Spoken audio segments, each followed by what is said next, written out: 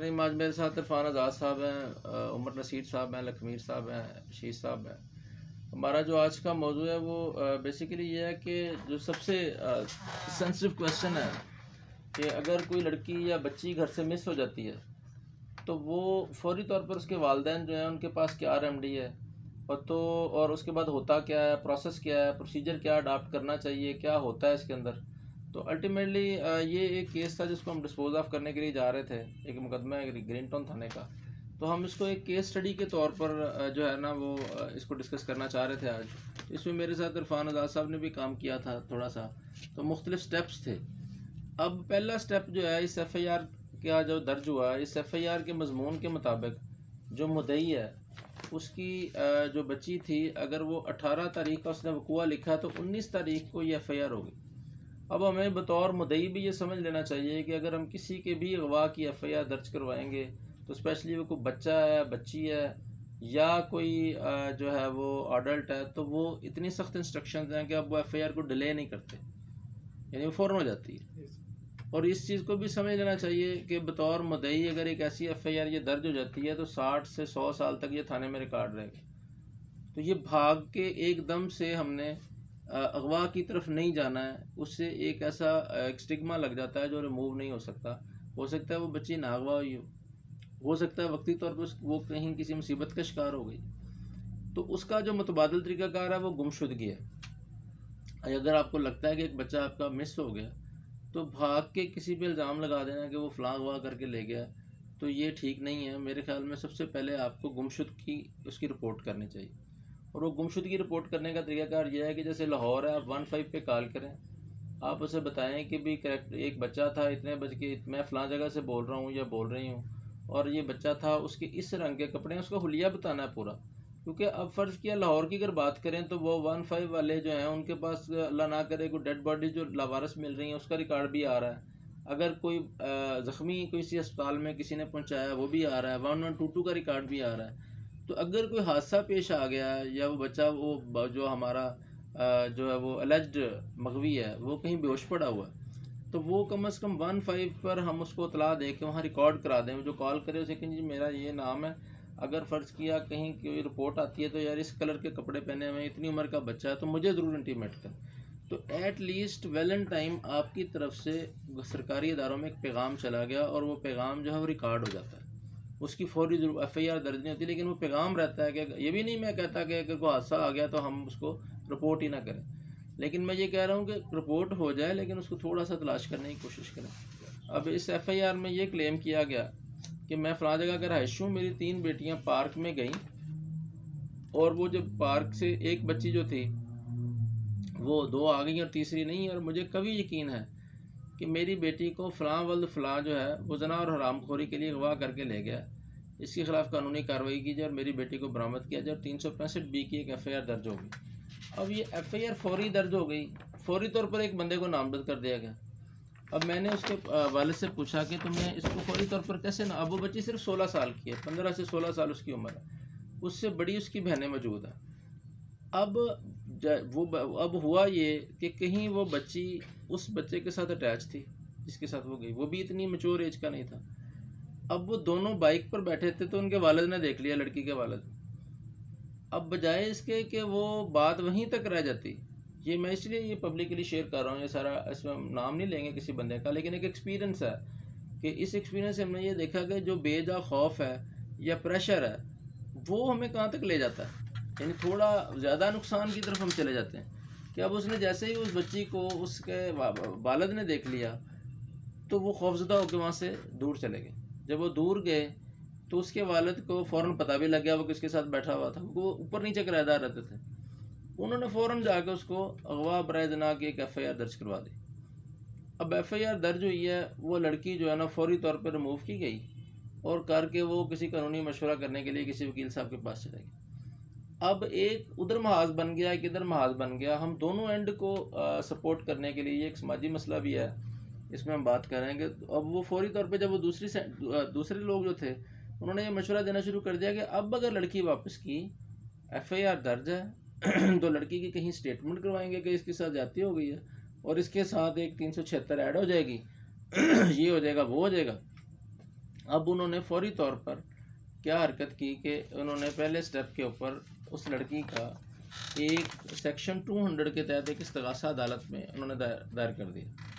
अब उन्होंने ये भी एक मेहरबानी की, मैं इनकी मेहरबानी कहूँगा इस वकील साहब की, कि जब वो स्टेटमेंट उन्होंने कराई तो इसने इस लड़की की उसे शादी नहीं करवा दी, यानी बगैर शादी के ही उसने सेक्शन 200 के तहत एक वकूआ बनाया उसने वकील साहब ने कि जी मैं फ़लाँ जगह पे रहती हूँ, आकल बालग हूँ, अपनी मर्ज़ी से मैं जो है ना मेरी शादी मेरे वालिदैन मेरी मर्ज़ी के बगैर करना चाहते हैं, तो मैं जो है ना उस शादी में नहीं इस तरह करना चाह रही।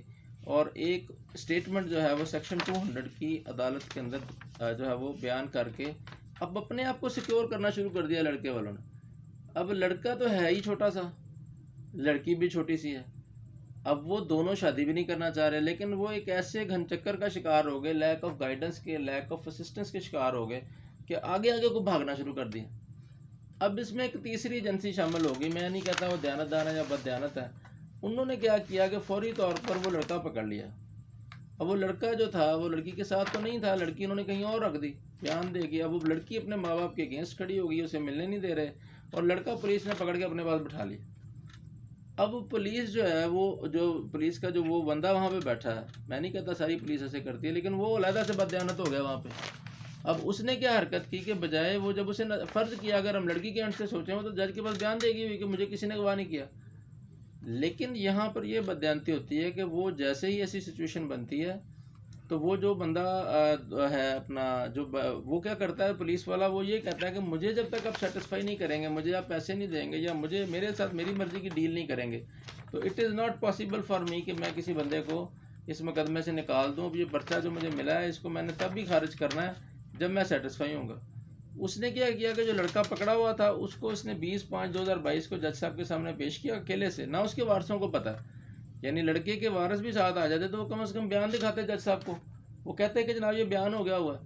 अब उसने आके कहा जी मैंने बंदा गिरफ्तार किया, हस्बे ज़ाब्ता नामजद FIR, इससे मैंने मगविया बरामद करनी है, 10 दिन का रिमांड दे दें।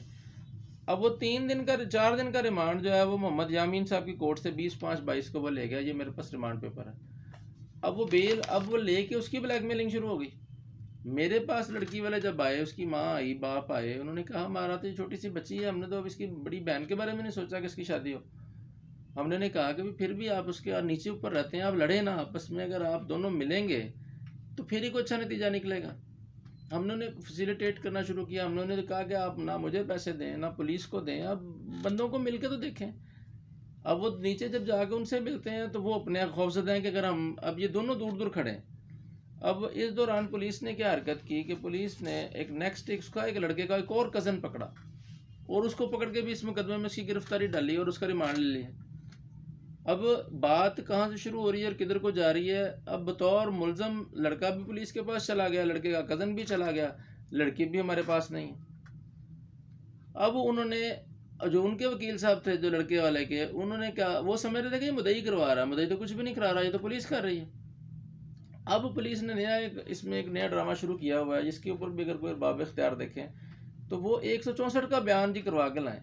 अभी बयान हुआ है, जज के सामने हुआ है, सेक्शन 200 के तहत हो या 164 के तहत हो, क्या फ़र्क पड़ता है। अब उन्होंने 164 के बयान के लिए लड़की को जो है उन्होंने कहा जी दोबारा फिर आप जज से करवा के लें। मकसद ये होता है कि हम लड़ाई झगड़े के घर बना लें। पुलिस पुश करती है मुलजम को स्टेज पे कि तुम 164 का बयान कराओ, क्योंकि जब वो 164 का बयान करवाने आता है तो उस वक्त उसे जज मांगता है रिकॉर्ड, तो जब रिकॉर्ड मांगता है उस वक्त दोनों पार्टियों को टाइम दे देता है कि दोनों एक दूसरे के सर फाड़ो, नए पर्चे दर्ज कराओ। जबकि जब सेक्शन 200 के तहत बयान होता है उसका रिकॉर्ड नहीं होता, वो फ्रेश फाइल होती है, उस पर जज साहब डायरेक्ट बयान लिख लेते हैं। तो ये बददयानती से पुलिस का ये रिक्वायर करना कि 164 का ही तुम बयान लेके आओ, असल में वो लड़ाई कराना चाह रहा होता है और वो उस लिटिगेशन को बढ़ाना चाह रहा होता है। सेम इसी तरह इस केस में 3 दिन पार्टियां रिफ्ट की हालत में एक दूसरे के आमने सामने खड़ी रहीं और उन्होंने लड़की का 164 का बयान कराया। अब वो बच्ची उनके पास थी, छोटी सी थी, उसने कहा जी कि मैंने वही कहानी सुना दी कि जी मेरे माँ बाप कहीं मेरी शादी करना चाहते हैं, ये है वो लड़की। अब उस स्टेटमेंट को साथ लगा के अब इस दौरान जब लड़के वाले थे वो सरेंडर कर गए पुलिस के आगे।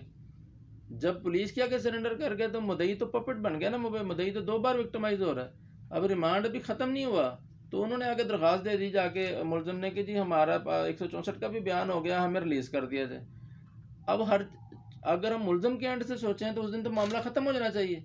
कि जब जिसके लिए रिमांड दिया हुआ है वो लड़की खुद आके 164 का बयान भी देगी या 200 का भी देगी, वहाँ जज साहब बढ़ के बैठ गए।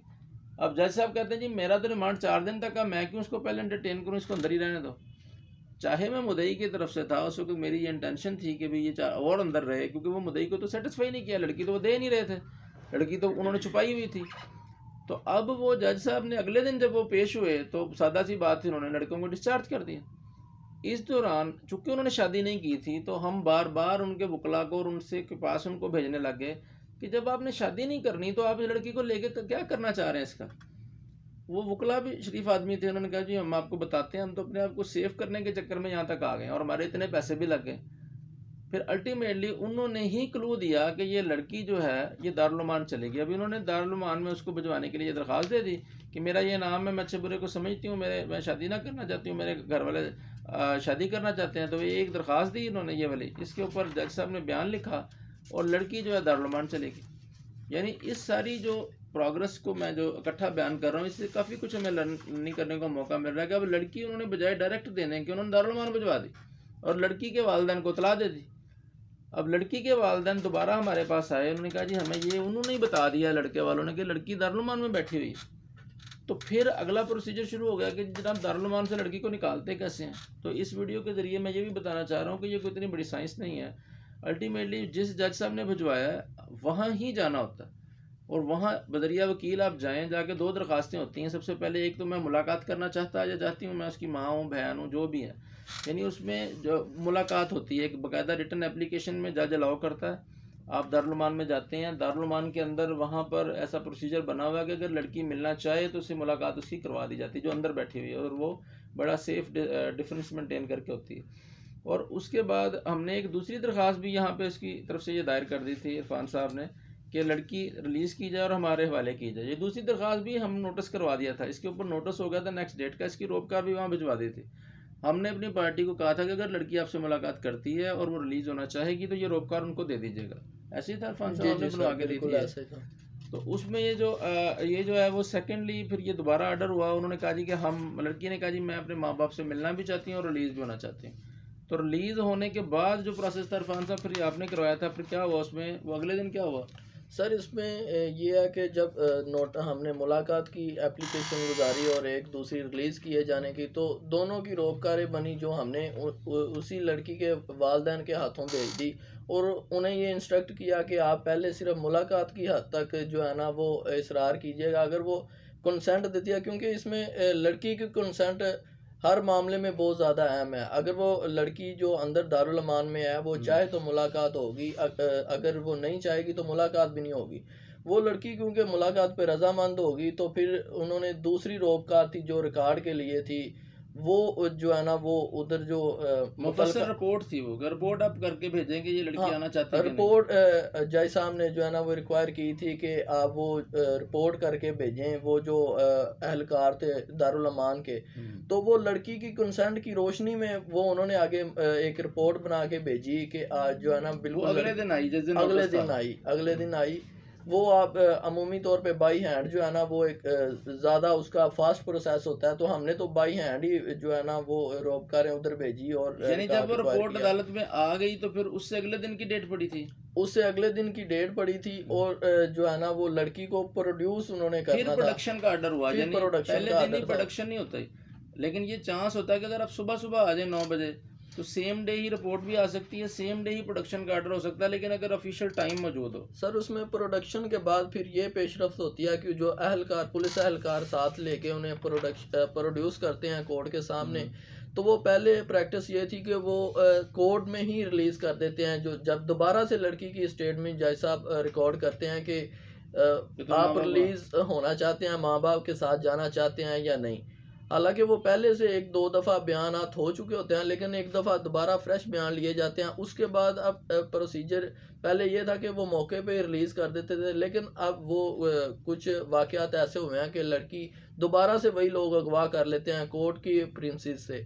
तो उसमें अब ये पेशरफ्त है कि वो लड़की वापस लेके जाते हैं दारुल अमान, और वहाँ पे जो मैनुअली रजिस्टर उन्होंने मेंटेन दारुल अमान वालों ने किए हुए हैं वो उस पे जो जज साहब हैं वो प्रोसेस करने के बाद हाँ जज साहब दोबारा लड़की दारुल उलूम के हवाले करते हैं, वो उधर ले जाके अपना वो मैनुअली जो प्रोसेस मुकम्मल करके वो लड़की वहाँ से रिलीज करते हैं। एक बात जो आपने मिस की कि वो मैं देख रहा हूँ कि यानी जिस दिन लड़की अगले दिन पेश होनी हुई है, जो superintendent Darul Uloom social welfare and Baitul Maal Lahore ने एक रोपकार बनाई है, एक बना के रिक्वेस्ट भेजी हुई है SP हेडक्वार्टर किला गुजर सिंह पुलिस लाइन को कि भी सिक्योरिटी फ्राहम की जाए।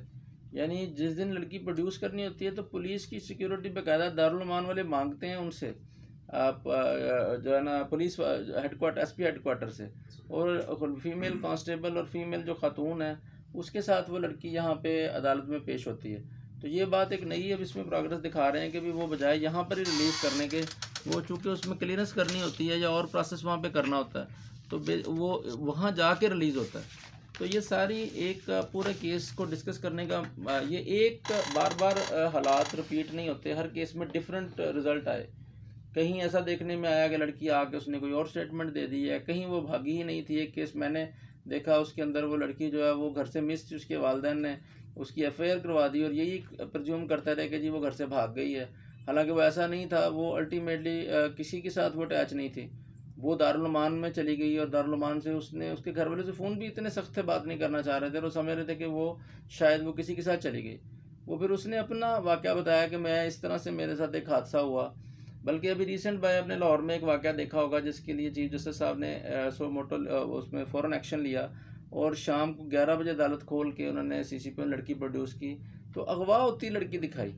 वरना हमारे इस सिस्टम में पाकिस्तान के अंदर स्पेसिफिकली ये बात एक सीना बसीना चलती आ रही थी कि लड़कियां अगवा नहीं होती, लड़कियां मर्जी से भागती हैं और सारी अगवा की FIR जाली और झूठी होती हैं। यानी ये वकीलों के अंदर एक बात होती है कि जो पर्चा करा है ही झूठा, यानी लड़की भागी नहीं है, लड़की खुद ही गई है और ये ऐसे माँ बाप कर रहे हैं।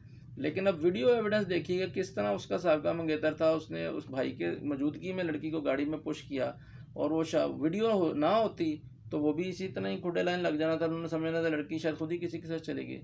तो ये संगीन मामलात होते हैं। लड़कियों के वकला को भी मैं कहूँगा, यंगस्टर्स को भी कहूँगा कि ऐसे इल्ज़ाम लगाने से पहले 100 दफ़ा सोचें, और ऐसे लगे हुए इल्ज़ाम आपके पास आएँ तो उसे 1000 दफ़ा सोचें कि हम चीज़ों को इस तरह से वाइंड अप करें कि वो माशरती बिगाड़ का बायस ना बने, और बल्कि वो एमिकेबली वाइंड अप हो जाए।